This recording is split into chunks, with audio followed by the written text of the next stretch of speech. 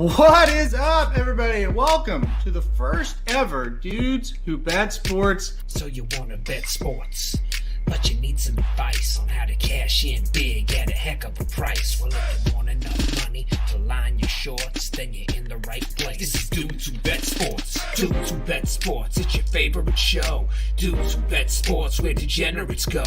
Dudes Who Bet Sports, time to change your approach with Aaron Holderman and his father, the coach. Let's ride. Well, the Associated Press is full of shit.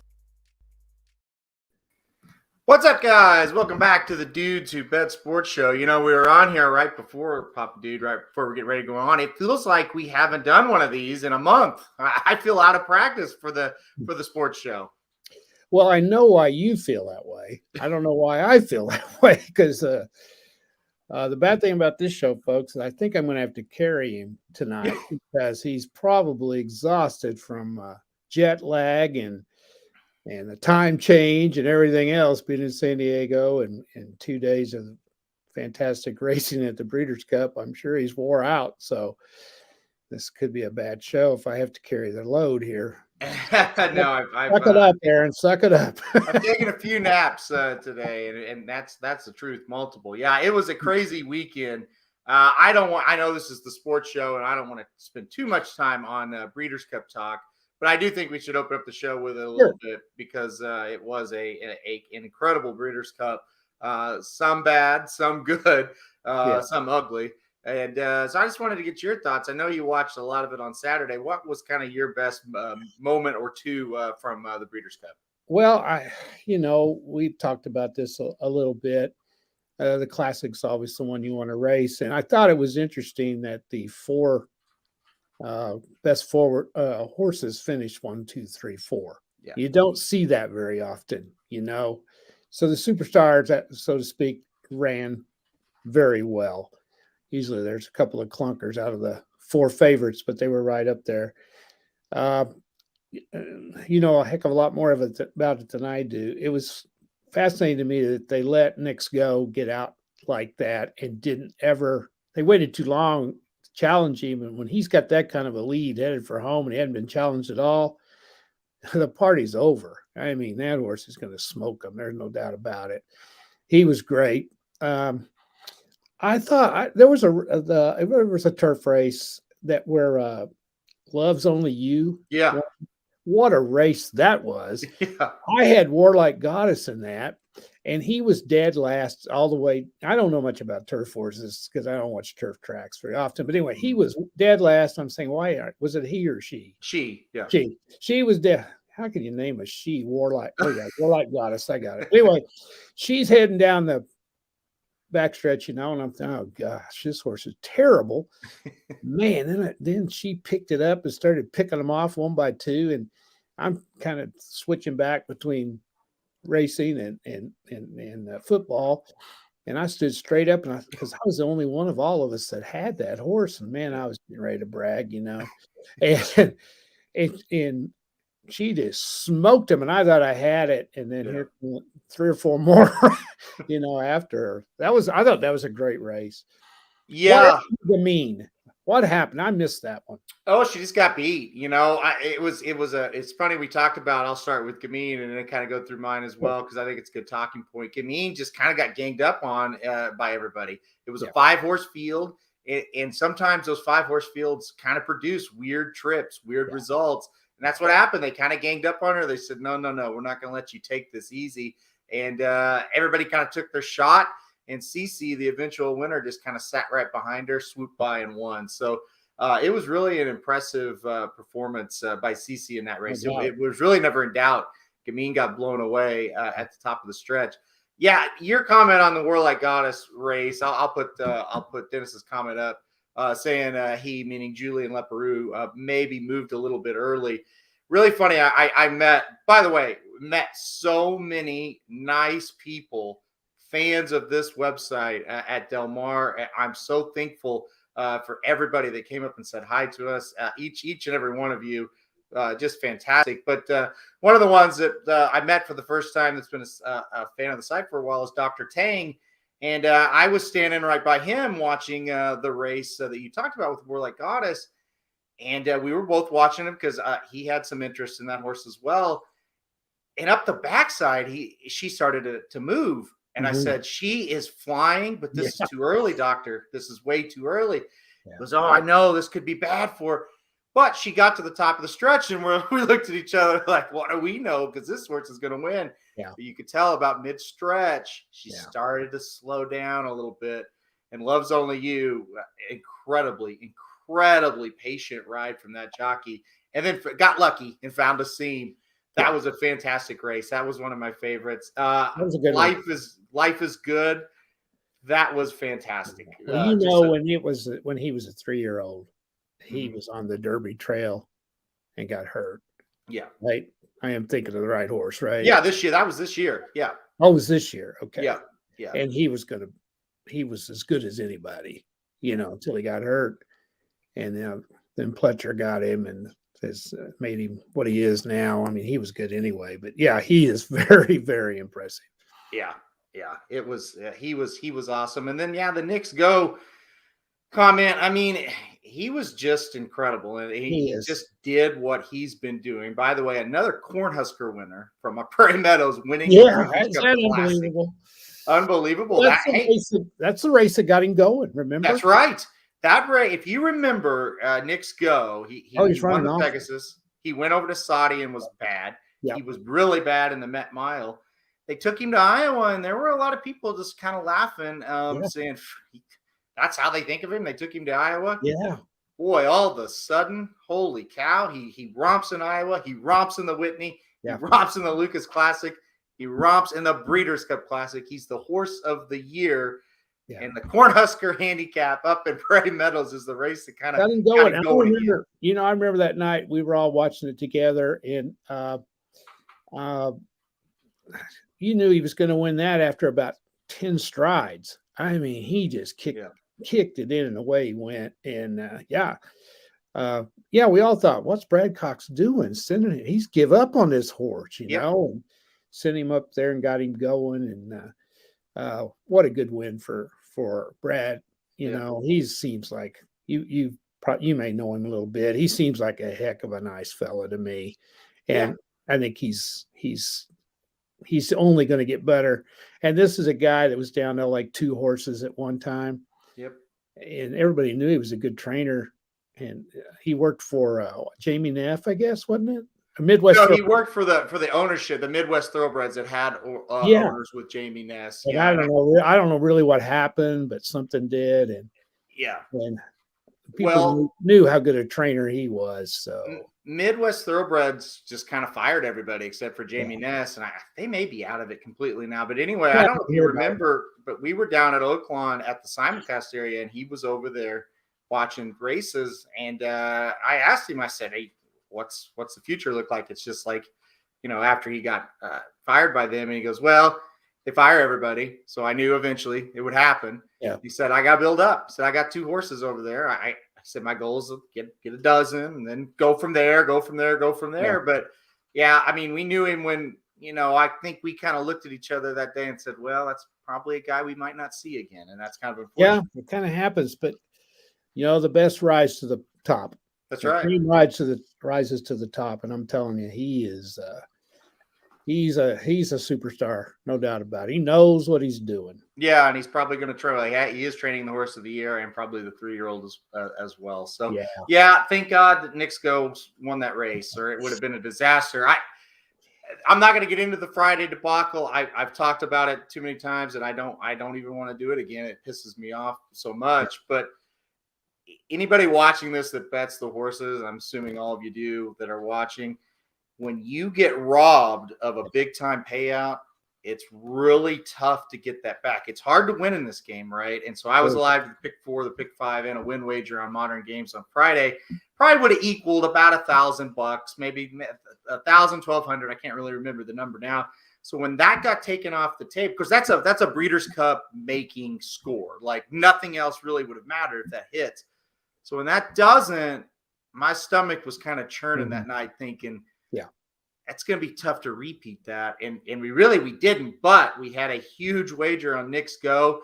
and he wins it, and somehow we get 3-1, and the Breeders' Cup is made for us. So he really bailed us out on Saturday. Really relieved and slept really well Saturday night and last night, knowing that he was able to kind of it's awful that happened in an event this big, a mistake that was made like that happens in a Breeders' Cup or Kentucky Derby, something like that. It's just amplified even more because so much money is bet in these events, that happened. Yeah. And I'll get to a couple of the other comments first, but this comment from Bryson Thomas: the turf sprint at Del Mar is so post biased. Golden Pal was unreal, but give him an outside post and it's a different story. To kind of pile on to that, I agree. First of all, Bryson, but second of all, it's that Del Mar in general is a quirky track. It can play weird. I don't know if it's where it's located or what, but day in and day out, if you follow Del Mar, you get some weird things. And I knew in the back of my mind, there's going to be some weird things happen at this Breeders' Cup that you can't handicap. So, boy, when you had that opportunity on Friday and you cashed it, mythically should have been, but you didn't get the money, I just kind of had this terrible feeling of, oh, boy, this is going to go wrong. So for Nick's go to kind of do that was just fantastic. Fantastic feeling for me. Jody Power said she had Dunbar Road. Jody, I don't know what they were. I don't know how she lost, even when they slowed it down. Did you see the photo here? I couldn't believe it either. No. And a couple of guys on TV thought the same thing. So, wow. Well, Heather's my eagle eye. She was watching it, and she always gets them right. And she goes, no, that's the inside. Inside being Dunbar. Yeah. And we were out on like I think it was the fourth floor watching kind of an overlook, and we went back to the room to sit down, and we both were just, hey, it's Dunbar, and we sat down, and we probably went to get a beer or something. We messed around. We sit back down. We look at the screen, and they've got the Japanese horse as the winner, the 10. And I'm like, what? That's crazy. Same thing happened with Aloha West and Dr. Scheibel. Yes. Dr. Scheibel won that photo. I did too. Yeah. I did too. How about Aloha West? Was that's now I may say something that's wrong, but wasn't that Wayne Catalano's first one? Mm-hmm. Yeah, here's a guy that's been around a long time and he gets a win like that. That's pretty cool. Yeah, I don't think it was his first, but it's first one in a while. Yeah, okay. He was pumped. He was, and he's like that. Yeah, common acting. Yeah. Not that most of these guys are. Really. Yeah, as we get into horse racing, I don't really get into horse racing until Oaklawn starts, and I love the trainers that have to work their butts off to make it. Yeah. Yeah. Not the Baffords and those guys, they got the best horses. Yeah. And I'm not saying they can't train, because they can. Not anybody can take a good horse and win. You got to know what you're doing. Yeah. And they do. But they got an advantage. They get the good ones. These guys that are tinkering around at Remington and some of these other places for $5,000 claimers trying to make a living, they're the backbone of this sport. No doubt. No question about it. I totally agree. And it was good to see him get the win, and there you go. Dennis's buddy gallops for Wayne Catalano, so that's pretty cool. And another Wayne Catalano fan, funny guy too. Great interview. So it's fun to see him win. Yeah, Martin asked, "Where's the finish line? The pole or the mirror?" Great question. It looked like Dunbar Road was ahead at both spots, so I don't know the answer to that. Yeah. It was It was some great racing, though. It was. And the serious answer is the mirror. That the very first tip of the mirror is supposed to be the line, but what I saw, I'm not sure that is accurate. So, but that's what it's supposed to be. Yeah, great racing. I thought we should talk about it. I definitely knew. Sure, no problem. It. Yeah. So I love horse racing just like you do, and I mean you're into it much more than I am, but I love going to the obscure tracks and just enjoying the racing. It's you can lose and make money. I don't give a shit where you go. Oh yeah. Yeah. It all pays the same. It does. 2-1 pays the same at Will Rogers as it does at Del Mar. That's right. The only thing with Will Rogers, when you put a $20 bet down, it goes from 8-1 to 2-1. Okay. So there is that difference. We'll be going though. Yeah. I think you should go to Del Mar. I think and if anybody watching hasn't been, and I don't know, after the debacle Friday, maybe most of you don't want to go there. But if you went there, it is it's beautiful, and B, you would be surprised. It doesn't have a big track feel to it. It's a smaller track that's big, if that makes sense. Like the property itself is huge, but the track and the facility really not that big. So I think you would like that kind of vibe of it for sure. Yeah. Martin says, so what's the point of having the pole at the finish line if the mirror is the actual line? I've asked that question a lot, Martin. I don't know, but what the point is. If the finish line is a pole, why not put the mirror right where the pole is? I think that's kind of, I don't know. Got a new viewer here I want to mention, Aaron. Okay. Yeah, that's a good friend of Sandy's, and welcome to the show, guys. Hope you enjoy it. Yeah, welcome to the show. Hopefully you do enjoy it. We'll get into sports here in just a second, I promise. With 99.9% of the time, this is a sports show, but with the Breeders' Cup just ending and this being a horse racing website, I thought we would go for it a little bit here. Yeah, horse track and the beach next to the horse track and a circus. So yeah, it's very cool. Can we also love that Latruska got competition she deserved on the front end? Yeah, boy, a 5-horse meltdown up front as they just flew, and then the closers came in, and it was just anybody's race from who was going to close best from the back. It was wild. Jody says, do you think Cornish will even run in the Derby? So here's the deal. Baffert can't earn points. So Cornish wins the juvenile, but did not, I should say, earn Kentucky Derby points. Yeah, I think he will. I think eventually Baffert will kind of do what he did with Naira and Sue and be able to run. But it sucks that I don't know for sure that answer. I don't know. That'll be interesting to see how that progresses as we go along here. Yeah. But that's a whole nother story.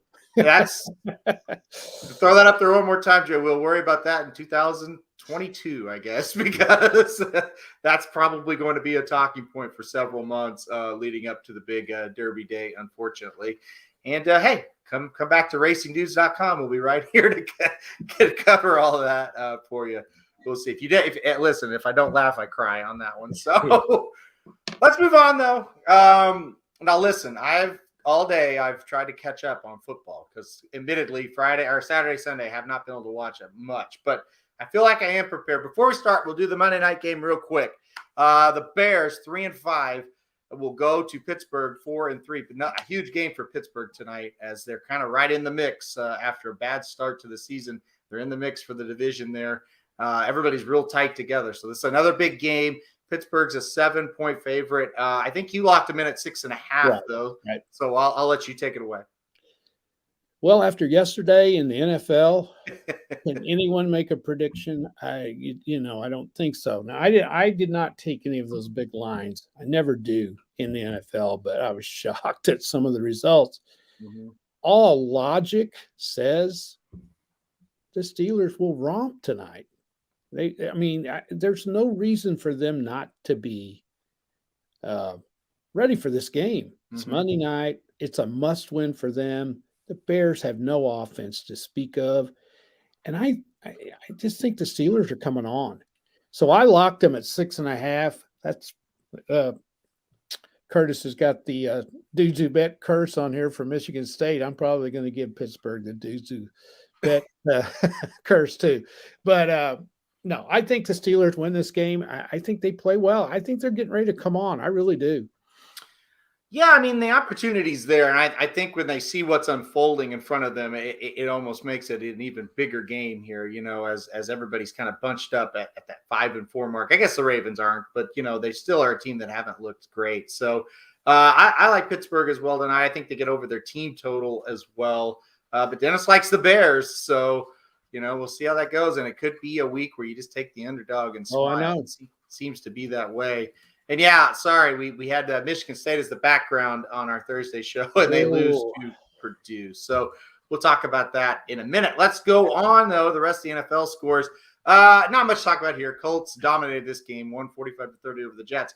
A lot to talk about here. The last time we were on the air Thursday, it was like they're going to release OBJ. We don't know exactly the details, but so anyway, the Browns release OBJ 41-16. They respond and beat the Bengals.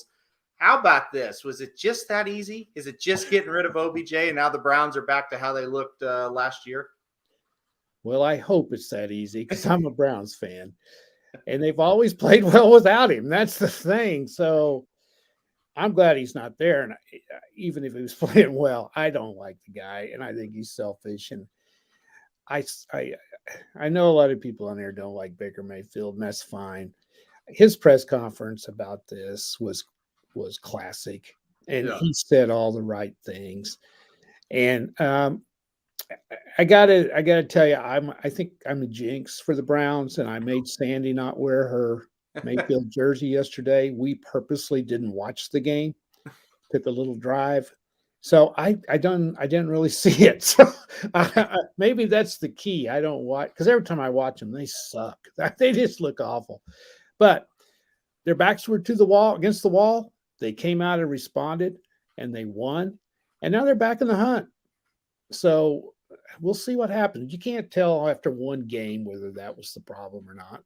But there seems to be a pattern. So we'll see what happens. At least their season is still salvageable. If they lose that one, it's pretty much over. It's a huge, huge win. Like I said, I watched about half of it on the plane on the flight from San Diego to Houston, and was able to watch a little bit of it almost to the end until we had to take off for our next flight. So big time win for the Browns. They really, really, really needed that one in a big, big way. How about this game?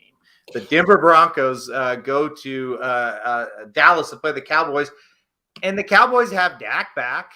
They're 6-1. They hadn't lost. They've won 6 in a row. The Broncos hadn't beaten anybody that was any good. They go in there and they get up 30-0 on the Cowboys and finish the job, beat them 30-16. This was insanity. How many times on here have we said, when are they going to lay an egg? Because they always do. Yeah. And I think I said a week or so ago that the Cowboys have got to guard against boredom. And it's dumb to say, but their division is so bad that they don't have to play very well to win it. Is this boredom, or did they just show up thinking they were going to win because they had the uniform on? Obviously, that's it. But they got killed. It wasn't even close. And so, they're going to have to bounce back next week. We'll see what happens. Dallas is one of those places where you're in the fishbowl and it's all about the Cowboys down there, and you hear that shit all week long. Pressure is on you. They're really going to be on them this week, I think. Yeah, it's going to be bad. But, they're still 6-2. Oh, yeah. And Dak off the layoff, second time out, be fine. Possible. I agree. This was a shocking loss still. And this is another one I was kind of flipping back and forth. They offensively, I don't know if there had been a better team through 7 weeks than Dallas. And maybe there's been one or two, but they're one of the top 3 offenses in this league. They couldn't do anything against this Bronco. Not a thing. They couldn't run. They couldn't throw. It was awful. They couldn't protect Dak. They just showed up late an egg. This was incredible. Yeah, they weren't ready to play. Mm-hmm. And, in the NFL, everybody's got good players. You're not in the NFL if you suck. You're a good player. There's a fine line between winning and losing. If you're not emotional when you come out there and they start kicking you around, it's hard to turn it on. And they just couldn't do it. I totally agree. And you're right. They had a couple, I think they blocked a punt once. They had a couple of times, but they just could not ever really get it going. They'll have to respond in a big way. All right, Dolphins pick up a massive win over the Texans, 17-9. It's funny. We landed in Houston, and when you're flying and you're not where you're going to or you're coming home, you don't even realize where you're at half the time in that middle airport. And we were looking around like, why in the hell are they playing all these? Every TV had Houston and Miami. Oh, yeah. We're at Houston. That's why. We'll move on. This was another one that absolutely floored me. The Falcons beat the Saints in New Orleans, 27-25. Could you believe this? Well, I could believe it more than I could that last one we talked about. Yeah. But yeah, again, maybe we should have seen this coming. Saints beat the Bucks, Mhm. a little bit of a letdown. Here comes Atlanta. Atlanta's good enough to beat you. They're not awful. They're good enough Yep. to beat you. Yeah, I was shocked though. I thought the Saints were on their way. I really did.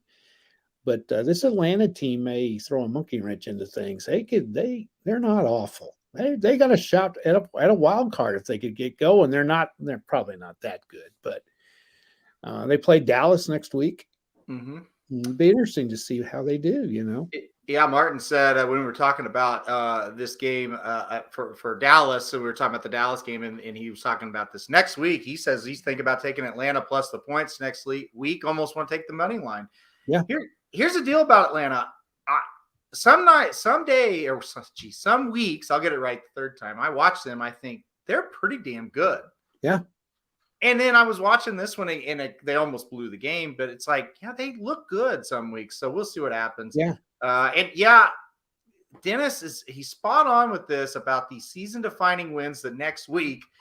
They just don't cover. And so, yeah, he said, well, I didn't think the Saints would cover. Maybe they would win, maybe not. But so he's spot on. He's done that since week one. He preaches that. He preaches that. And it's usually right. Yeah. So he's very good with that. All right. We'll move on. Another game. I wouldn't call this one shocking. You're on the road as a West Coast team in the NFL. At the East Coast, this happens sometimes. But I'm still surprised. 23-16, the Giants beat the Raiders. All of a sudden, the AFC West doesn't look very good. No, and it's wide open. Yep. And we know the team. We know who the best team is. I don't know. We'll get to that in a second. But they've got the best talent. Okay, I could accept that maybe, but Yeah. we'll get to that in a second. How about this team, the Patriots? I've been starting to get really high on them. I thought this was a really good take care of business game. The Panthers are not great. I'm not going to sit here and say this was like a gigantic win, but a good team goes to Carolina and does just what the Patriots did. 24-6, easy win. Right? Yeah. Oh, I agree. And look at this. Yeah. They won easy. It wasn't a close one. Yep. And suddenly the team just below them, which is in the same division as the Patriots, and the Patriots still have to play them twice. Suddenly they look very vulnerable. Yes, and he's talking about the Buffalo Bills who went on the road to Jacksonville. And sit down. If you guys aren't sitting down, you might want to sit down for this one. The Buffalo Bills, who many believed maybe not the best team in the NFL, but one of the top 5 teams of the NFL, went to Jacksonville and lost 9-6. How points. Incredible. This is even more shocking to me than Dallas as far as the score. Yeah. They scored 6 points at Jacksonville. Well, last week they scored 26 at Miami, but against Miami, but they struggled to score. Mm-hmm. It was not an impressive showing. So are we seeing a trend here? Do they have offensive problems? And if they do, they got some problems because New England's pretty damn good. And you don't want to get them going, and then have to beat them. I wouldn't want to have to beat New England anytime. So, yeah, there's problems in Buffalo. I saw little bits and pieces of this, some highlights, and Allen was terrible in this game. And, you go down on the road, you play a shitty team, and you hold them to 9 points and you don't win. That's kind of a telltale sign right there. Yeah. That's more than just being flat. Yeah, I totally agree. And you know what? Before last year, the New England Patriots absolutely owned the Jets. The Bills. I'm sorry, the Bills. So if this thing gets tight, New England, I've got a lot of confidence in them. Martin asked a good question here. If New England beats Cleveland, are they the real deal? I'll say this, Martin. I think the winner, by the way, New England and Cleveland this week coming up, both teams 5-4. I think the winner of this game, you could say, they are the real deal, whoever wins it. And then I think the loser still is in the race because everybody's pretty tightly bunched. This is a massive game, maybe the biggest game of the week in the NFL coming up. What do you think? If New England wins, are they the real deal? Oh, I think so. Let's look at their schedule right quick. Okay. All right, let's give them the benefit of the doubt and say they win the game because it's at home. So we'll just say they're going to win. although they haven't played very well at home. That gets them to 6-4. Okay. And the AFC is hurting for wild card teams. Yep. So they got Atlanta next. It's on the road. Is that winnable? Yes, that's winnable. Let's say they win that. 7-4. Tennessee comes in there. It's a tough game. Tough. Yeah. But will teams have them figured out by then without Derrick Henry? And I think you could say a split of those two games. Okay, I'll go along with that. Yeah. So they got 3 more games before they play Buffalo. Okay. Okay. And let's say they win two out of those 3. Yeah. Okay. That gets them at 7-5, right? Yep. Yeah, 7-5. They say they split with Buffalo. They could sweep them. The split would be logical. Okay, Yep. 9-6, 8-6, 8-6. Yep. They got Indy at Indianapolis. That's a game they would have to win. Gosh, they've got a lot of toss-up games, but they can win that game for sure. Here's what they finished. They finished with Jacksonville and Miami. Okay. Yeah. If they somehow can get to 8-6, 9-6, and they finish with those two, they're in the playoffs. I mean, 11-6 is going to get you in the AFC. Yeah, and they could win the division. They could. I think 10-7 could get you in. I think so too, no question. Yeah, so I agree. I think they do have those toss-up games there.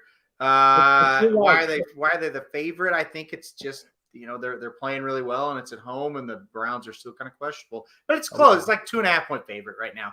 And that means it's an even game. Yeah. We'll talk about that a little bit a lot on Thursday actually as well. And by Thursday, it's the biggest game of the week. Okay. Yeah, and by Thursday that line may move, and so now it is what it is. Let's see the line movement of it and see what happens there. I think they're the favorite because they're New England.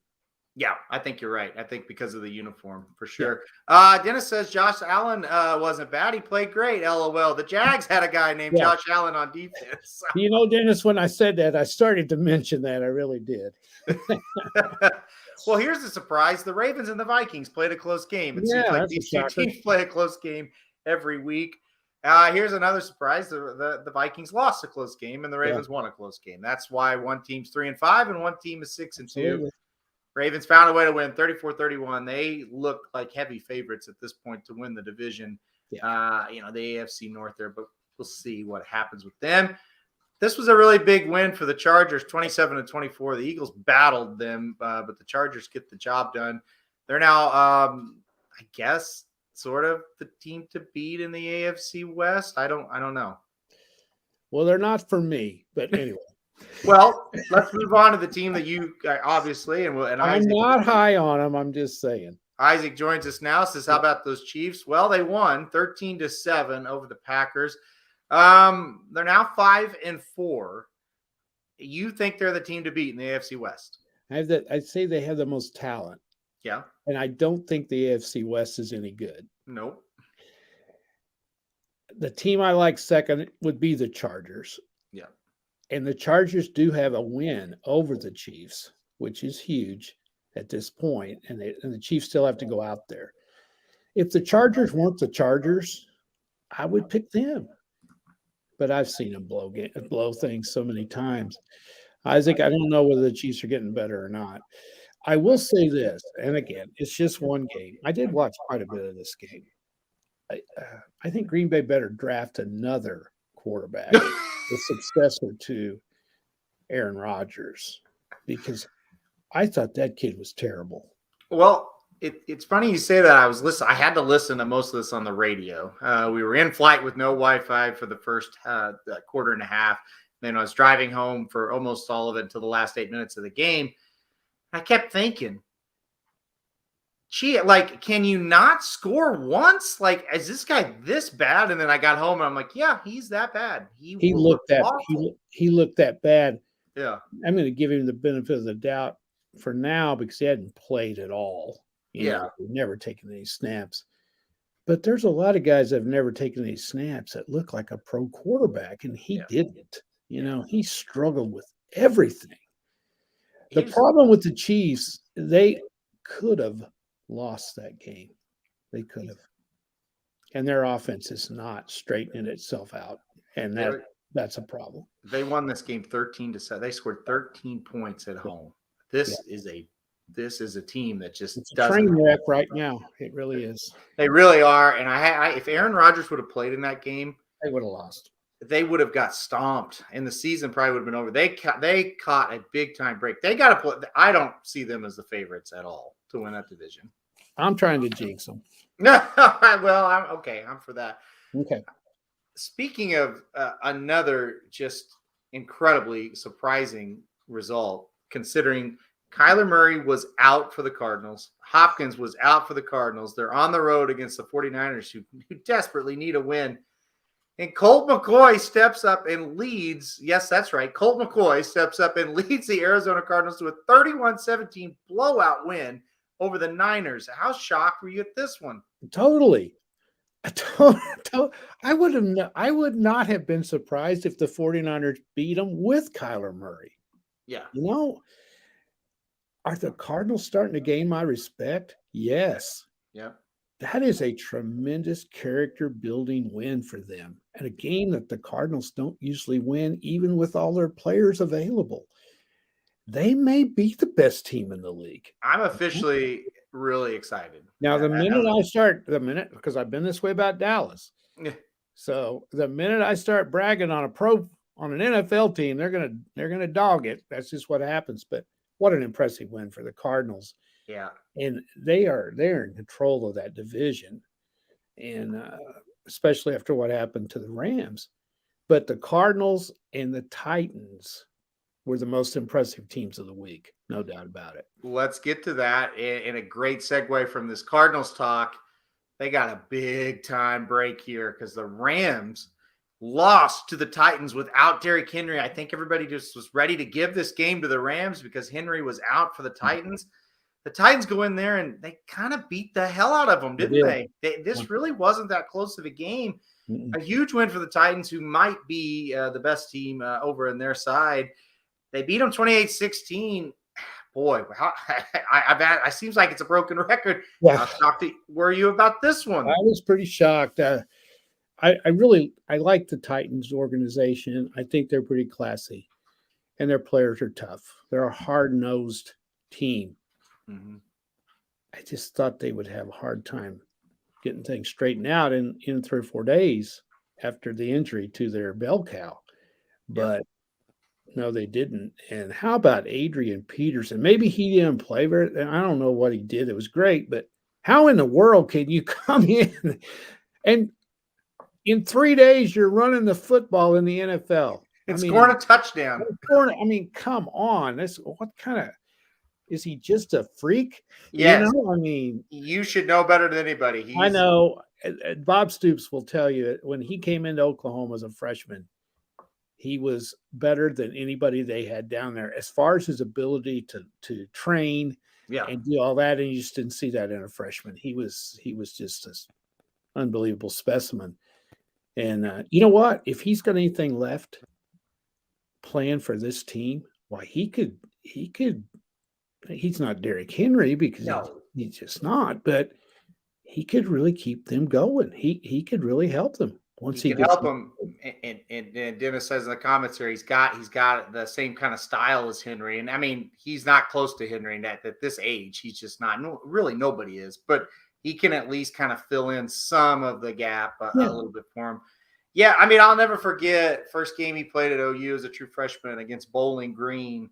And I think they brought him in like mid-second quarter, and they ran a couple sweeps with him. I was like, "No, this guy's different from anything we've ever seen." Yeah. He looked like an absolute freak as a true freshman walking in at OU. So yeah, he was the star of that season for them as a freshman. Yeah, this was fun to watch AD back. He's a hell of a specimen. Athletically, he needs a better number though. Number 8. I guess all the other numbers were taken. Number 8, that doesn't seem right for him. But oh well. Dennis, you mentioned odds to win the MVP. I did not see those. If you want to post them up, we'll post them up there real quick. Sure will. We'll comment on it. It seems like it's pretty wide open with Henry out now for sure. All right, let's transition to college football. You told me earlier today you didn't leave the couch on Saturday watching Breeders' Cup in college football. No. we'll just start right here with the number one team.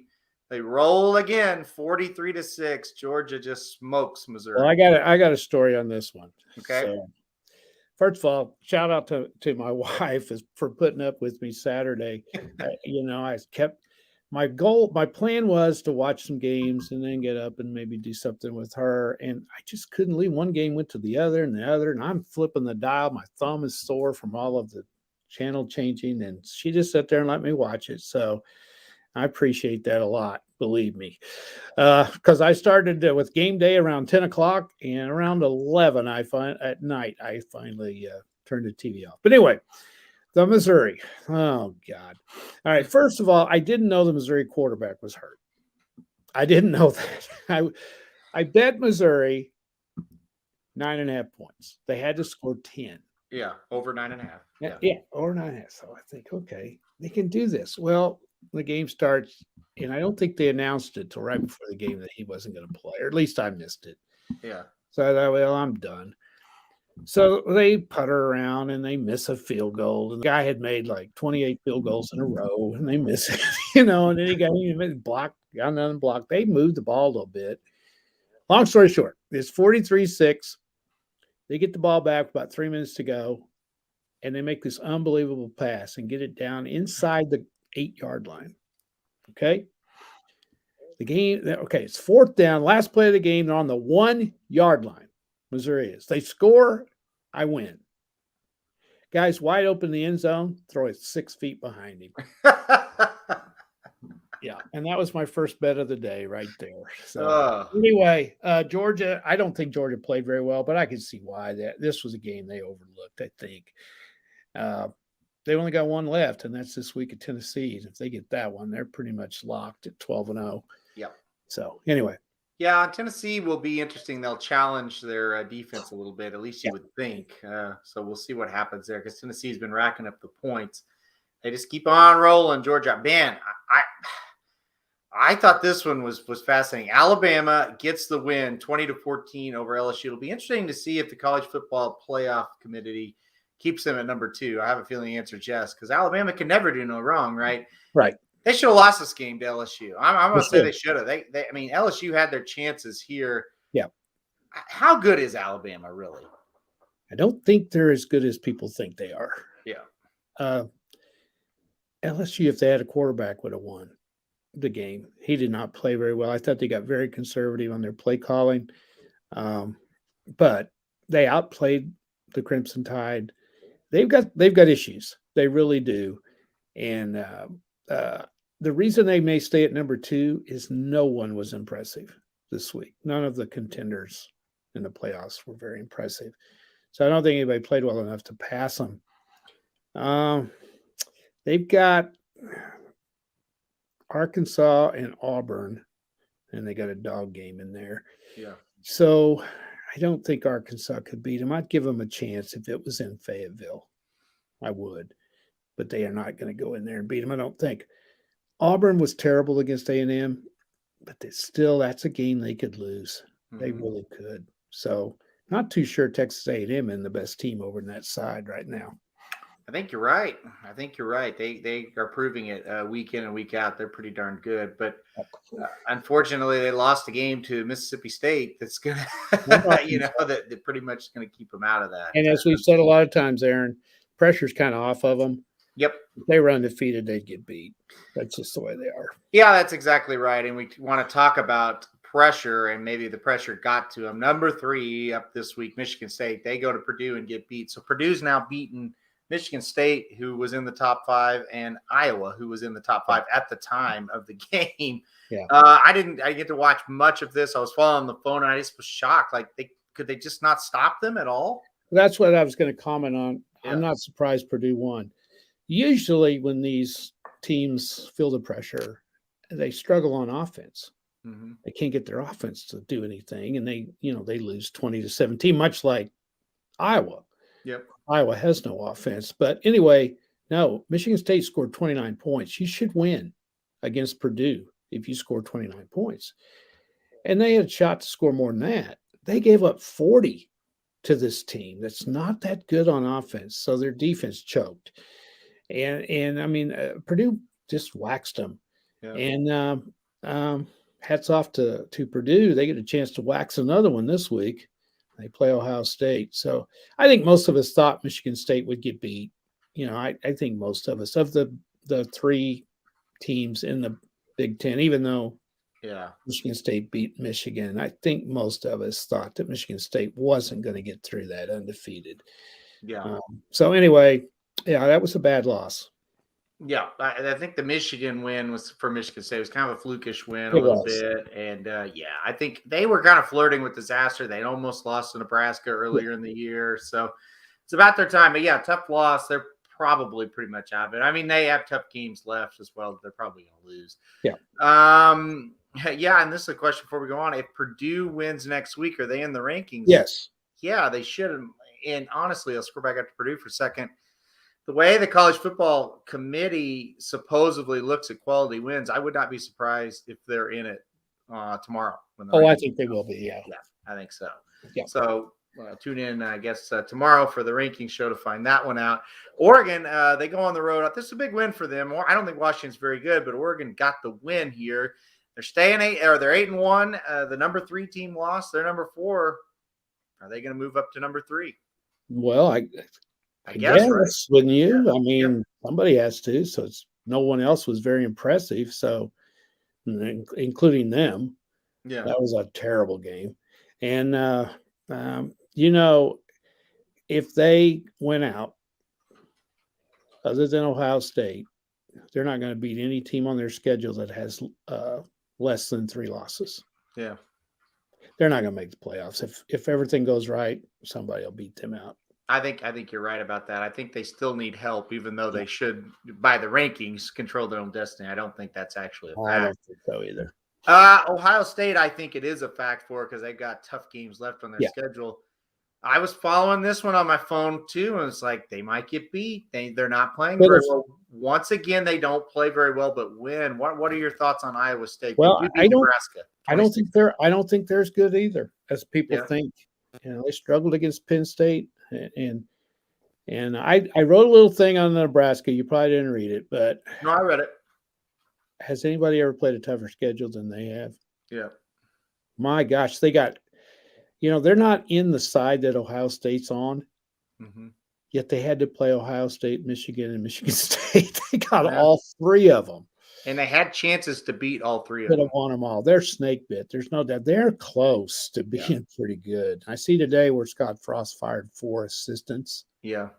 That's a sign somebody up above him said, you want to keep your job, find some new assistants. Yep. I don't think he would have fired him. Yeah. So I think he's coming. I think maybe he's going to come back.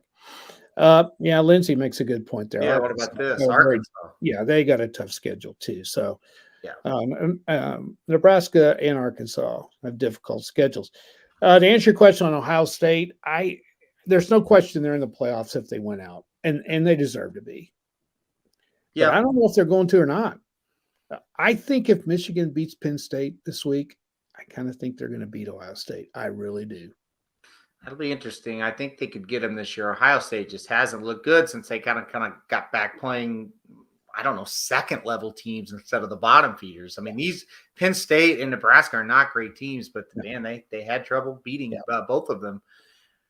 Speaking of a team, and we talked about feeling pressure, I think Cincinnati. I was able to watch about 6 minutes of this one in between races. I turned it on because I thought Cincinnati might get beat. Tulsa gave them everything they want. Cincinnati wins at 28-20. They're now 9-0. That's not going to help them at all from a college football playoff standpoint. But what are your thoughts here on Cincinnati? I think there's a lot of things involved. I think the fact they are 6 in the poll is a problem because now they think they got to go out and slaughter people. And really, it's not going to do any good. If they went 60-0 over Tulsa, was that going to get them any points? No. And I think that's happened. I think game day being there was a major distraction. I think him being a 20-point favored, whatever they were, and game day being there, everybody just assumed. I mean, that was all the talk on game day. Oh, they're going to win 50-0. You're going to win 50-0. That's hard to win 50-0. I don't care who you're playing. Yeah. They should have lost. I watched a major part of this game, and they should have lost. They don't look good. I think the pressure is really getting to them. Um, they may get beat somewhere along the line. I don't know. Yeah, it's starting to kind of look that way to me as well. They've got to get it going, or they're not going to get in there. And like I said, they need help anyway. So that's not going to help them one bit. They do at least win, and they're now 9-0, and they're one of only 4 teams that are 9-0. So let's give them credit for that. And Aaron, you and I have watched these playoff situations for years. Thank God, because we have a team that's usually involved in it. You just have to win. You just have to win. Now, in Cincinnati's case, it's a little different than it is in Oklahoma or Ohio State because they don't have the name. But I still think if they can make it undefeated, there's going to be some blocks that are going to tumble, some dominoes that are going to fall that might still get them in there if they're undefeated. Yeah, I think you're right. I mean, you just have to survive each week and hope for a little bit of luck if you're Cincinnati. I don't know. End of the day, I still think if they go undefeated, they're going to make it. They've got a chance. But that undefeated thing's starting to loom large because they got to play SMU still, who's lost a couple, but still they're going to be formidable and better than what they've been playing. And they'll probably have to play Houston, I bet, in that championship game. And I tell you what, if they're 12-0 and they go into that and they got to win, you talk about pressure. Wow. Houston's really, really good. Yeah, they're pretty good. Yeah. Michigan beats Indiana 29-7. Not much to talk about there. No. This had to have been a fun game to watch. Yes. North Carolina pulls the upset 58-55 over the number 9 team of the country, Wake Forest. I mean, my goodness. We thought it would be this way, and it was. Did you get to watch much of this one? Yeah, I watched a lot of it. You score 55 on the road and you get beat. That's tough. Yeah. And when they had to make a drive, they have to make a drive to score 62 to win. They couldn't make the drive. Yeah, broken record for me, but I was another one I had on my phone, and I saw it's like, oh, they stopped them. They got the ball back. They're probably going to win this game, and I saw they got stopped. So yeah. That's how that happens. Well, ACC probably boils down to this week, because they play North Carolina State this week. But there's no playoff hopes for the ACC. That's out. No, and I don't know who's going to actually win that conference. We'll talk about that on Thursday. Yeah, we will. We definitely will. Notre Dame picked up a big win, 34-6 over Navy. Workmanlike win a little bit. We kind of talked about how these games are usually close with Navy. They weren't this year. It wasn't this year. They beat them pretty easy. They're still a quiet team in this playoff hunt, right? It just kind of wins every week, and it's kind of like, Notre Dame won. And they're just going to keep rising each week. Yep. And if everything breaks perfect, they're suddenly going to be thrust up there. Yep. I think the fact they lost to Cincinnati is why people are not talking about it. And even though Cincinnati's pretty good, had they lost to like an Ohio State or a Michigan, I think you'd be hearing a little bit more, because basically they're winning games the same way they always do. Yep. But there's no talk about them. That's exactly right. And it's just weird how this works. They got a toughie this week at Virginia, though. Yes, they do. Very tough game this week at Virginia. So we'll see how it goes there, because Virginia can really score. So it might be another game kind of similar to what they had against North Carolina a couple of weeks ago. Martin's got down here, Purdue beat Notre Dame. No, they did not. They did not. No. Notre Dame's loss came to Cincinnati. Yes. Yeah, Notre Dame beat Purdue. Correct. Yes. So let's move on to Oklahoma State, West Virginia. West Virginia coming off a week where they had beaten Iowa State. So Oklahoma State goes up there and I think a lot of people thought, oh, this could be interesting. OSU took care of business, 24-3. This one was never really close. You look at OSU, they're now 8-1. We'll see. They'll be in the top 10 is my assumption coming up these next college football playoff rankings. They've got Tech and TCU before OU comes into Stillwater. It's all right in front of Oklahoma State, right? If they win out, they've got a great shot to be in the college football playoff. They do. And you say they do. I don't think a one-loss Big 12 team gets in. Though, I think they could, because it would mean they would have to beat Oklahoma twice. That's 2 weeks in a row. Yeah, that would give them a big push. Yeah. This is a different. I don't think you've had a chance to watch them very much, have you? Yeah, I've watched a little bit of them. They're a different. This is a different Oklahoma State team. Yeah, They're defense. tougher Yeah. than the teams have been in the past. Yeah. They're winning with defense, and they've never done that before. And I kind of thought they might lose, and it was never in doubt up there in Morgantown. They just throttled them. Big And win. so, they're impressive, and kind of waiting for them to choke. We all are. Could this be the week? They get TCU coming in there into Stillwater. Probably not. They still got to go to Tech, and they play like crap out there. So yes, they do. It sure looks like 11-1 going into the Oklahoma game, and that'll be a Donnybrook for sure. Yeah, I have a feeling Dennis will take Oklahoma State this week because TCU got a season-defining win, I believe, last week, 30-28 over the Baylor Bears. So they fired Gary Patterson, midweek, and then they go and beat a number 12 team. So TCU kind of bucks the trend of a team's not playing very well the week they fired the coach. 30-28 win. I don't know. What does this mean? Does this mean they didn't care that Patterson? Well, I don't know whether I guess not. They made a quarterback change. I don't know whether you heard that or not. Mm-hmm. They played Chandler Morris. Remember him? I did hear that. Yep. He was unbelievable. And he gave him a spark. Now the other guy was going to play, but he couldn't. He was hurt. He'd been hurt and went out and warmed up and just couldn't do it. So they put this other kid in, and he threw the ball on. They just went up and down the field on Baylor. And so I'm glad to see Baylor lose because we go down there. And I didn't want to go down there and then be an 8-1. It's bad enough with them being 7-2. Yeah. Yeah, I mean, I sat and watched a lot of that game and kind of stunned to be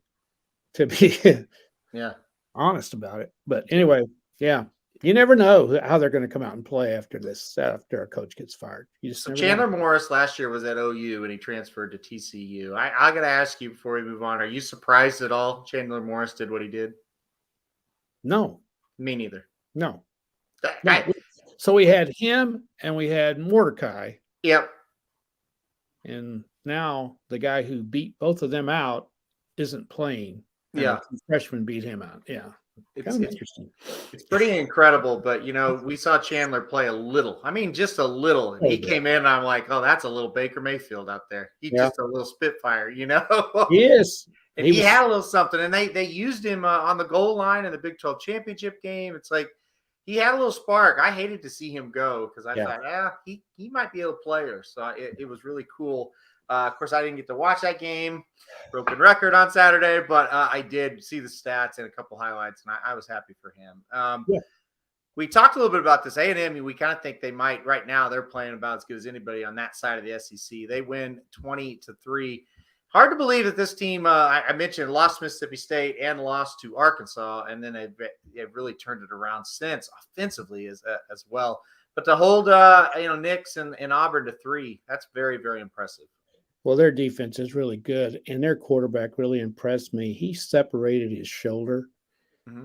I think it was like the third quarter, and I'm telling you, he was in so much pain he couldn't stand still. It was hurting so bad. Took him to the locker room, popped it back in, and he went back out and played. That's pretty impressive stuff right there. And anyway, that's a big win for them. And I didn't watch much of it. It was extremely boring. And I was flipping all over the place, and I didn't watch a whole lot of it. Yeah. They go to Ole Miss this week. That's a huge game right there. Yeah, and those are two teams that are right there, trying to get to that 10-win mark. Yep. And that'll be that will be the divider basically for those two. And we'll talk about Ole Miss here in just a second, or at least mention the score. BYU beats Idaho State 59-14. Nobody cares about that. Ole Miss 27-14 win of the old coach there, setting up that big game against Texas A&M that we'll talk about on Thursday. How about this one? I did watch the last 10-ish minutes of this game because, of course, Lindsay, who commented a little bit earlier, and her sister Madison, I believe their dad was at this game. I don't know if their mom went or not, but 31-28, Arkansas survives, beats Mississippi State. Mississippi State misses 3 field goals in the game, including one in the last second that would have given them or would have tied the game, sent it into overtime. What do you think, man? This was a huge win for Arkansas. They're going bowling for the first time in a while. And Mississippi State, the season that could have been, right? They just find ways to lose games. Oh, they do, and that's kind of what happens to them. That was a great win for Arkansas. They scored a touchdown late to win it, and then had to hold on. I think Mississippi State got the ball back with like 24 seconds left and got into field goal range. A huge win for the Hogs. They've got Missouri, LSU, Alabama left. Take care of business. They ought to go 8-4. Mm-hmm. That's a heck of a season, and that'll get them a good bowl game because their fans travel. So a good bowl game for them because they'll want the fans to come in there for that. So yeah, for sure. Great year. I don't know about the LSU game. I think that's a 50-50. It is. Where's it at? It's at LSU. That's the problem. I kind of think LSU left it all out there Saturday night, and they're done. That's why I think Arkansas gets a good opportunity because I think you're right. I don't think LSU will be at their best. So, yeah, win that one. Obviously, you know what, though? Everybody's already called that Alabama game a loss. I don't know that I don't think it's an automatic loss. I really don't. It's not. They're pretty one-dimensional on offense. Yeah. And I think Alabama can shut them down. I don't think it'll be a blowout by any chance. I saw Tennessee go into Alabama and give them everything they wanted. Yes, I know the score was lopsided, but it wasn't that lopsided. And then I also sat there and watched or looked at the highlights and followed the LSU game. Yeah. Arkansas is just as good as those two teams. I think Arkansas is better than Tennessee. I've seen Tennessee a lot, and I think Arkansas is better than they are. Great segue. Tennessee goes into Lexington and beats Kentucky 45-42. I caught the end of this game. I had Kentucky bet, and they were driving, and they couldn't get the job done. And you said, wait till you see the stats. You watched a lot of this game. You're shaking your head. So explain what happened in this one. This kind of shit can only happen to me. We didn't mention it 2 weeks ago when Clemson they got beat on the last play of the game against Clemson, Florida State. Okay. Kentucky. Total domination of this game. Ran over 100 offensive plays. Has over 600 yards total offense. Had 46 minutes of possession to 14 for Tennessee. And gives up 45 points. How is that possible? It only happened to me because I had Tennessee, to cut. I mean, it's 1 point. Yeah. In the whole damn game, they're behind. Yeah. They're behind. I think they might have taken the lead once. I think they got up 21-14, and I think Tennessee threw one pass and went right down the field and scored. It was the most unbelievable choke job I've ever seen, and it happens to Kentucky a lot. So, Dennis, I'm sorry. Although he's more of a Louisville. No, he's saying he loved it. He is not a Kentucky fan. He's a Louisville fan. Yeah, that's what I thought. For you guys, but I loved it. So they should have won. They're better than Tennessee. I'm really glad for my guy, Josh Heupel, who has very quietly done a fantastic job at Tennessee. Yep. Inherited a mess.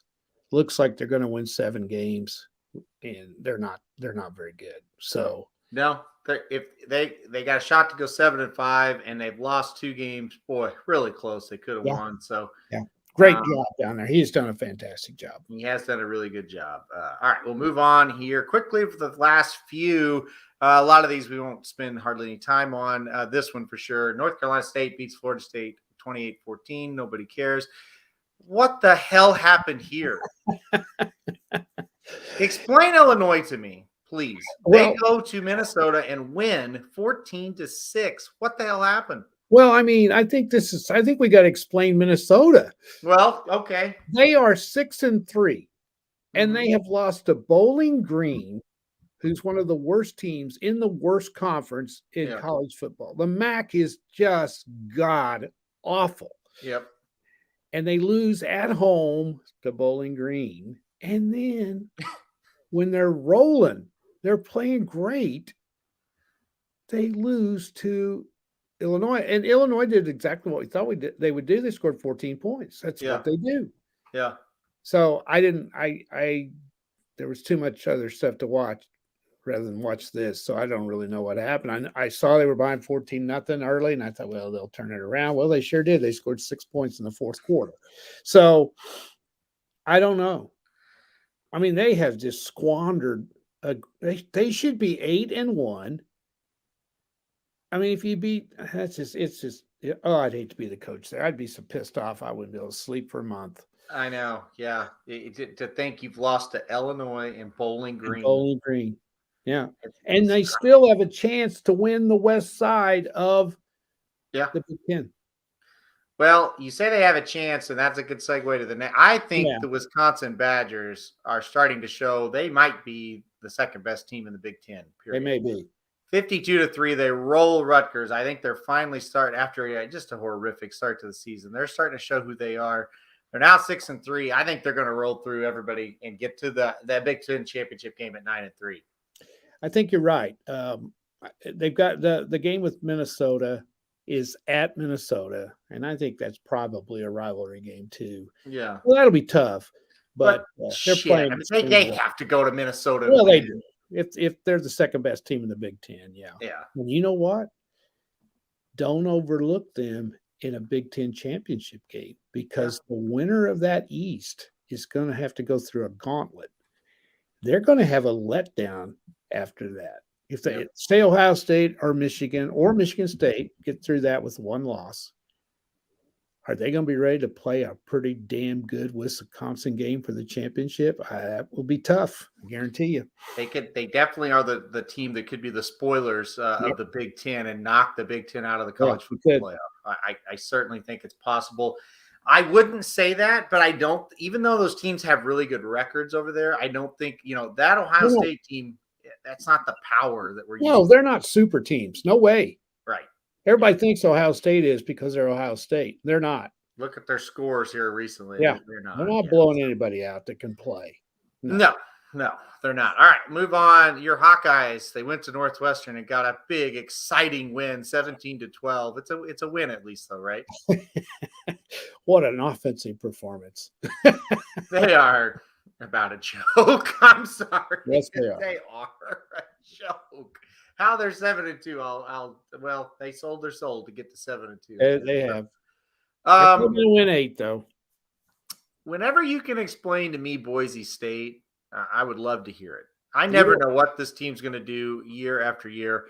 Year after year, week after week, 40-14, they go beat Fresno, who had just beaten San Diego State. Yeah. I mean, another shocking result. It is, and it's both teams. How do you explain either one of them? I mean, Boise's not near as good as they have been, but they're still Boise State, I guess. And every once in a while they rise up and kick you. And I guess Fresno thought it was a big deal to beat San Diego State. They weren't ready to play. I don't know. They got rocked in this game. Quick update if you're watching us live. Dennis reports in saying everybody on ESPN just picked the Steelers. So all the money he's earned ever will be on the Bears. I like that angle, Dennis. Yeah, that's interesting. Yeah, that's pretty good. Who are the guys that are on there? The pregame show. Oh, they got 6 or 7 dickheads on there. This bunch of mouths. Yeah, they don't have a clue what's going on usually. Out of all, and people may disagree with me, but out of all the pregame shows, NFL, Game Day is still the best for me on ESPN, because those guys just have fun. Yeah. They're not trying, they pick games, but they laugh about it. Right. These other clowns, they got to act like they know everything, and it's just a bunch of shit. They don't know any more than anybody else. Well, that's the thing. If there was a show because you're right, all these other guys take themselves so serious. And if they knew what they were doing, then I would watch that. But they take themselves serious. And it's all scripted. Right, yeah. One guy picks one, and they go, okay, you pick him, and then you pick the other one, and then you guys fight it out. Right, yeah. Yeah, it's ridiculous. That's I know. No, I was thinking about it today. I can sit and watch Game Day. I think 3 hours is too much. Way too much. Yeah. Two's almost too much. But you got Reese Davis. He's great. Mm-hmm. He's great. Chris Fowler was great. I thought, how could they ever replace him? Well, this guy's just as good. Yeah. Desmond Howard. Howard. He's fine. he has fun. Yeah. And Corso's perfect for that. He's Yeah. he's too old, but he still's funny. And Herb Street's as good as they get. I don't care what anybody says. I think Herb Street is what makes the show He's good great. because I think he's the one of the better ones, And Corso's the mascot, and that's fine. Yeah, that's fine. But they love what they're doing. They used to have fun. Yeah. They used to have fun. Yeah. And it's a good show. Yep. All right.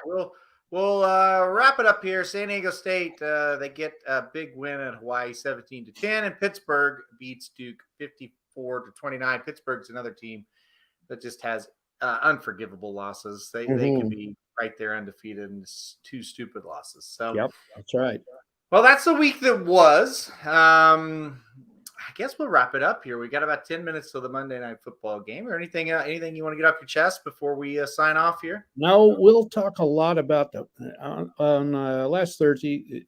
You were Breeders' Cup and everything else. We didn't really get into the playoff situation too much, and that's coming up this Thursday. We were going to talk about it a little bit tonight. I thought let's wait till the polls come out tomorrow night and see what these clowns come up with this time, because God knows what they're going to do. So anyway, yeah, I'll pop the site up real quick because you've got that college football article. After the polls come out, you'll have another one. But you've got the Monday Night Football game is up there now. You've got Dudes Who Bet Sports Top 25. You've got how we see it in college football after week 10. So you got a lot of articles up there right now. You go to racingdudes.com/sports and check out all the things that Papa Dude is writing. There's a lot going on as always in the sports world. We got you covered there. Curtis says, tell me more about potato chips. I tell you what, Curtis, I've had a lot of comments from my friends after Aaron asked me that question. And I like potato chips. I'm sorry. I'm eating sun chips now, believe it or not. Ooh, that's gross. Dennis says, how about Kentucky Duke tomorrow? Who you got, Papa Dude? I thought about breaking out some picks for basketball tomorrow with the big 4 we got going on. Guys, these first few games, how the hell do you know? Yeah. I would go with Duke, but I wouldn't go by anything I said. I haven't studied it much, but I think Duke probably will beat them. I don't know. We'll see. Where's the game at? Anybody know? Is it in Madison Square Garden? I believe so. Yeah. Well, Isaac wants to know, what's your favorite potato chips? Plain Lay's potato chips or wavy Lay's potato chips. Either one. Correct. Martin says, what's a good pick of the day? I think we both like the Steelers, Martin. That's Papa Dude's lock from the football week. So I think that'd be your answer, right, Papa Dude? You like the Steelers tonight for the best bet of the night? Well, it's the only bet of the night. Well, there's basketball going on. There's hockey going on. Yeah, I haven't really. I tell you what, I've been thinking a lot about what we're going to do after football's over, and it's going to be a lot of fun.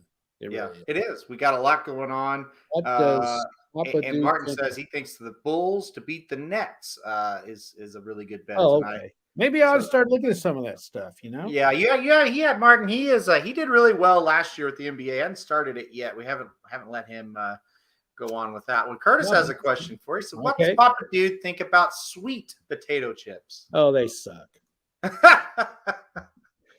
Yeah. Sandy says, fries every once in a while. Sandy says he also likes Little Debbie's. Yeah. I left them out of my favorite food thing. Yeah. I'm looking here. Breakfast every morning. We're gonna ask you another question. All right. From Magic's list here. Let's see. Boy, he's got some weird ones on here. Hold on. Pretty weird. What was? Okay, how about this one? We'll do this one.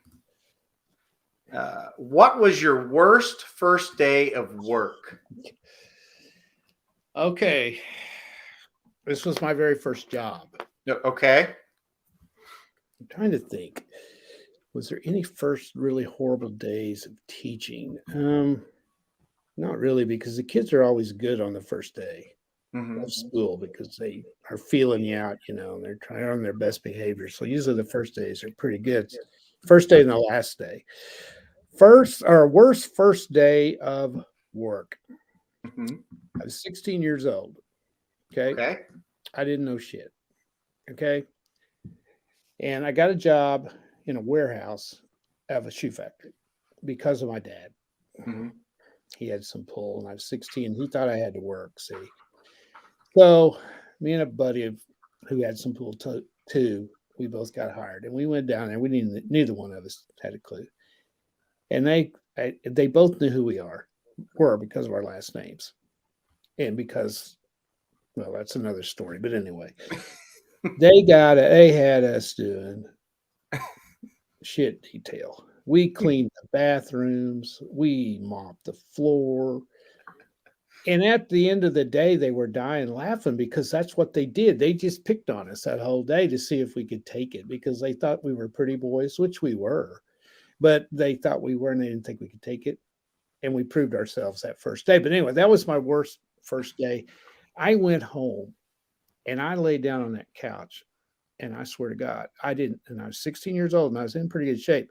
I didn't move. The rest, I couldn't hardly eat. I was so freaking tired at the end of it. That was the worst one, I'll tell you. That sounds like a bad one. Yeah, for sure. Yeah, they were picking on us just to see if we could do it.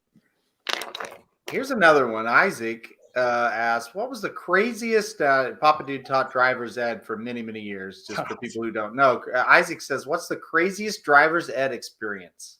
Oh, my God. The craziest one. There's so many. Sandy and I took a little drive the other day down to where I first taught school. And I was out in this rural school area, and there were no roads that were worth a shit. I mean, every road was just curvy, and I didn't know really what I was doing. Yeah. And we were on the same road where I almost got killed when I was like 23 years old. This girl was driving, and she drove okay, but she had never met a car before. And so we went up a hilltop, and at the top of the hill, coming over the hill, was a milk truck. And she just drove right for it. And my life passed in front of me, and I grabbed that steering wheel, and we barely missed it. So I don't know whether that was the craziest thing, but it was the scariest thing that ever happened to me. Scariest, yeah. Oh, I'll tell you one more. I'll tell you one more. It involves Isaac's sister. Okay. Well, I'll tell you one on Isaac. Okay. And Isaac, you probably remember this. Now, Isaac was a pretty good driver. Okay, he was pretty good. His sisters weren't, but he was pretty good. Well, he's one of his sisters. Anyway, he was a pretty good driver. And he knows what I'm going to say. So I put him with two girls. Okay, and they were good girls. And we had a lot of fun. So we're down around Cassville. And we pulled into a beer joint to change drivers. Let's say good story so far. Yeah, to change drivers. And I said, hey, I'm going to go and get a 6-pack beer before Isaac drives, because I need to settle my nerves. Yeah. Anyway, so he gets in there and he starts showing off. And it's not like Isaac to do that. And I don't know what was wrong with him that day, but he was driving too damn fast, and he was coming up on people, and about hit him in the rear end. And so and the girls in the back seat, they're pissed off too. So I said, Isaac, listen to me, you little shit. I said, either you start driving like you're capable and slow down, or we're done. I didn't get that. Could you Are try you again? still there? I hit a button. Are you there? Okay, you're good. Yeah. So, boy, he slowed down after that. And he drove like a trooper the rest of the way. And I'll never forget, we got back to school, and everybody always knew when Isaac drove, and the principal's waiting when he goes, and me and Isaac are walking down the hall, and he comes up to Isaac and goes, how'd you do today, Isaac? Isaac goes, ooh, not too good, not too good. Coach said a bad word, and I deserved it. I'll never forget that. Oh, but he's a good driver. Isaac was a good driver. Oh, I love that. I love One that. more, and this includes his sister. Okay, go ahead. sweet girl, sweetest in the world. So Hannah's driving down the road, and we start smelling something, like the car's kind of burning, Mhm. and it's overheating, and we're just kind of bucking like this down the road. Yeah. And I'm thinking, what in the hell is this old car we got finally going to conk out on us? So, kid in the back seat goes, I don't know. He said, what? I said, what's the matter with this thing? And he goes, I don't know. So finally, I kept smelling something was burning. And so I looked down at Hannah's feet, and she had one foot on the brake, Oh, and one foot on the accelerator, and the brakes were burning. And that's why we were bucking like. Oh, I tell you, I could go on and on about that. But anyway, I would say teaching driver's ed for as long as you did. they still want me to. They still want me to do it this summer too. Whew. Yeah, I don't know. It's 50-50 right now. The money's good, but anyway. Yeah. Martin asked, what was your strongest feeling for the Breeders' Cup that you cashed? go. Life is good and Knicks go for me. And Modern Games probably would have been third, and whatever happened there happened. So, yeah. Well, you thought Gamine was going to win, didn't you? Yeah, sure. I thought that was your Gamine would biggest win. disappointment, wasn't it? The biggest is no. The biggest. Modern Games was your biggest, sure. No, I mean, okay, Modern Games was very disappointing because he won and he didn't get payout. But my biggest disappointment, hands down, was Jackie's Warrior. Oh, I was going to mention what do you think? Just tired, just didn't run. I don't know. I'm at a loss because when Life is Good won like that, and of course Jackie's Warrior beaten Life is Good a couple races back, I thought, well, that's a lock now. Yeah, and yeah, I guess just tired, didn't show up. Well, sometimes they don't run, Yeah, I will say this: there isn't a question, but my favorite post-race celebration did happen on Saturday. Papa did. Okay, which was that? I learned what it was like to fly Saturday. Oh, when Magic picked you up? Magic lifted me 10 feet in the air after Knicks Go won the Classic. It was really an experience. I felt like a drone on top of Del Mar, like Magic, because Magic is not a small guy. He's about those, I don't know, what are you, Magic? 6'7", 6'8", 6'6". Oh, he's that big? Oh, Magic he's not big, he's just tall. He's I didn't know tall. That. Yeah. I don't know this guy. I mean, never met him. I know him, but I don't met him. I got to meet him sometime. We would be the Racing Dudes volleyball team would be fantastic. Really? Samich is tall. He's not as tall as really. He's tall too. Yeah, tall, really tall. First time Heather met him, she goes, "Wow, I didn't know you'd be this tall."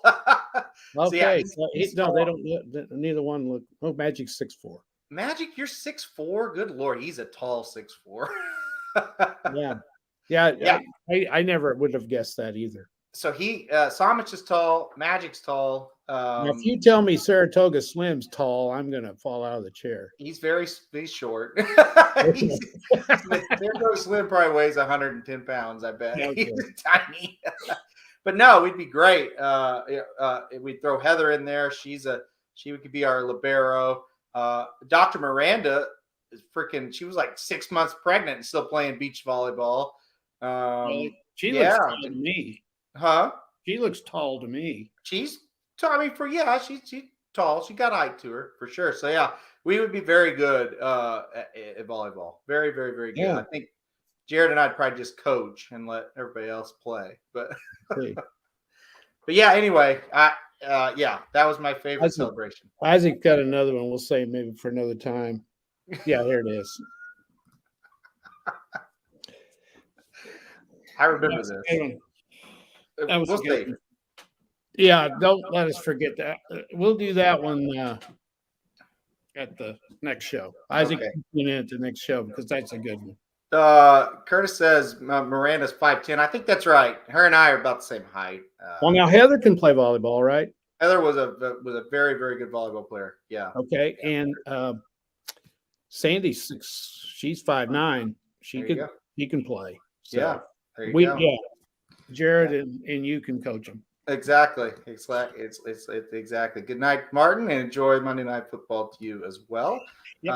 Martin, we're going to join you, I believe, because we are getting out of here. I think we've done a really good show again, Papa Dude. I feel good about this one. Yeah, this is fun. We're back in the groove. We're back in the groove. We were really what's the word? We're really worn down, but we're back in the groove now. We were rusty.